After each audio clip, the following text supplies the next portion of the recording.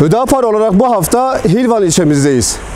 Hilvan ilçe başkanımız Sayın Osman Göçmen'le beraber esnaf kardeşlerimizin park ve trafik sorunlarını dile getirmek üzere buradayız. Çarpık kentleşme sonucu birçok sorunla birlikte maalesef trafik sorunu da ciddi anlamda ilçemizde mağduriyet yaşatmaya devam ediyor. Bozanbey Caddesi, Çimdeli yolu, Gölcük yolu, Eski Çarşı ve diğer caddelerimizdeki esnaflarımız park sorunundan dolayı sıkıntı yaşanıyor. Aynı şekilde araç sahipleri de araçlarını park edecek yer bulamama sıkıntısını çekiyorlar. Trafik akışını da ciddi manada akamete uğratıyor. Park sorunu bütün esnafları rahatsız ediyor.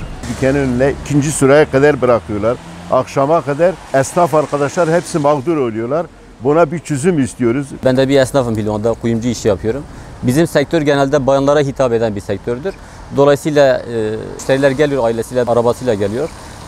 Park yeri olmadığı için bize değil de başka yere yöneliyorlar. Bu park sıkıntısı en çok bizi esnafları rahatsız ediyor. Mesela bizim bir ürünümüz geldiği zaman o ürünü indirmek için bazen 2-3 saat bile bekleyebiliyoruz. Bu sıkıntıların giderilmesi için yetkililerden destek bekliyoruz. Bu araçların park sorunlarından dolayı iş yapamıyoruz. Esnaflarımızın sıkıntılarını hep birlikte dinledik. Aynı şekilde araç sahipleri de park yerini bulamamaktan ciddi manada müzdariptirler.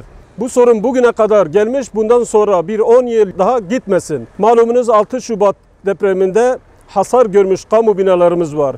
Şu an önünde durduğumuz Cumhuriyet İlkokulu, çarşı merkezimizde bulunan eski Hilvan Belediyesi ve yine Ülkü İlkokulu, 6 otopark üstü de meydan yapılarak bu sıkıntıyı çözüme kavuşturabiliriz. Ve yine aynı şekilde diğer çarşı bölümlerimizde de o çarşı bölümlerimize yakın olan hasarlı evler sahipleri mağdur edilmeyecek şekilde istimlak edilerek oraları da park yerine çevrilip bu sıkıntılarımızı bugün içinde, yarın içinde çözüme kavuşturabiliriz.